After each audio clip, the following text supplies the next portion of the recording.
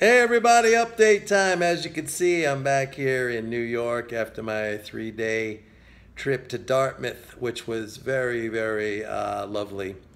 All right, so a lot to talk about. Big news, big news. Let me start off first with the healthcare bill. Now, I'm not going to get into the aspects of healthcare.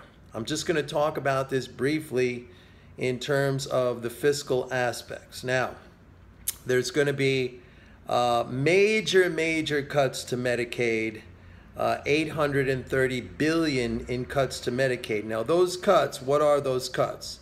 Are they cuts from current levels? No, they are cuts in what would have been that amount of expansion of federal outlays for Medicare between now and it's going to be in 2020 or 2025. That hasn't been agreed upon yet. But that's how much it would have expanded. So it's basically the program is going to be stopped. The expansion of the program is going to be stopped. And that's a pretty major amount of spending cuts, all right? And what it's going to do is it is basically going to shift the burden to the states. Now, the problem here is that the states, as you know, are not currency issuers, right? They spend based on what they take in taxes. So when it shifts the burden to the states, it's functionally like a tax increase, all right? The states will either tax directly at higher rates to pay for the expanded burden of Medicaid, or it will cut spending in order to have that money, quote unquote, to pay for Medicaid expenditures, and those spending cuts are the fiscal equivalent of tax increases. Okay, so the way to look at this, and it's irrefutable, the way to look at this, the cap on Medicaid, 830 billion, that is functionally a tax increase of that amount. All right. Secondly, in this program we are going to see the elimination, the total elimination. It's starting off slowly, but it will lead to the total elimination of the Obamacare subsidies. The Obamacare subsidies right now are 40 billion annually, so that's going away. So again, that is functionally like a tax. Okay, spending cuts are functionally like tax increases. So basically, in the big picture, right now, the whole entire thing is one gigantic tax increase. But here's the flip side.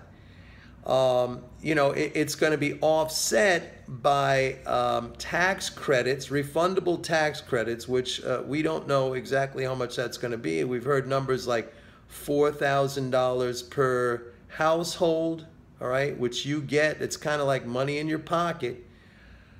And if we multiply by the number of how, it could be anywhere from 2,000, I think, to 4,000 times what, 130 million households or something like that. I don't know the exact number.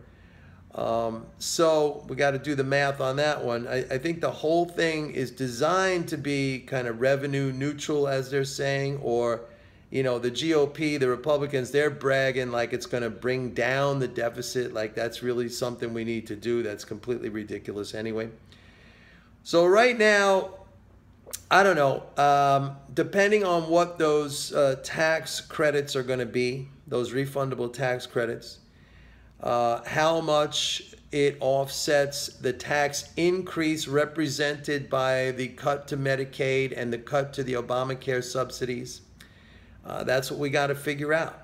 All right, that's what we got to figure out.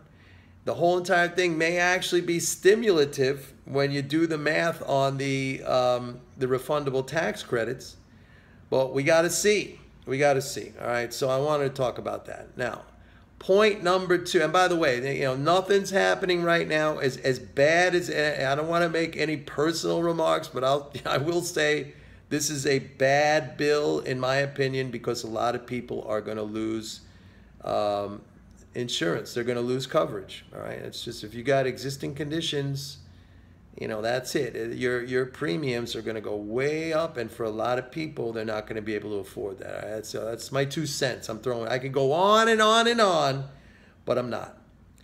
All right, that's the first thing I wanted to talk about. Next, all of my Forex positions, if you go back to the Fed rate hike, when they bought the dollar, what did I tell you? I say sell the dollar, sell the dollar. I'm cashing in today. I cashed in today on all my dollar shorts. So you see, you don't always have to wait a long time. How long we have to wait, Mike? How long we have to wait? I just cashed in big time on my dollar shorts, okay? Point number 3, I pretty much called the bottom in oil. The other day, my MMT Trader subscribers, you know, when we broke down under 43, I said start buying, start buying. I called the top up at 50. When all of you mousy boys and zombies and fashionistas and parrots, you're like, ha ha, Mike, another good call of yours. Ha ha. Yeah, well, it was. It was a freaking excellent call. You can't do better. And not just that I called the top, I just called the bottom down here at under 43. All right, oil's rallying. So we're doing really great on that. Next point. How about our Gilead Sciences? That thing surged over 70. We've been holding on to that. I kept saying, be patient, be patient, be patient.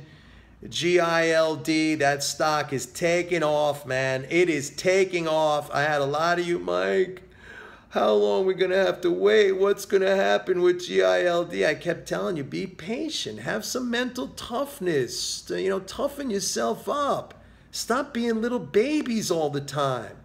That's number 1. Over 70. Surge 10% the other day.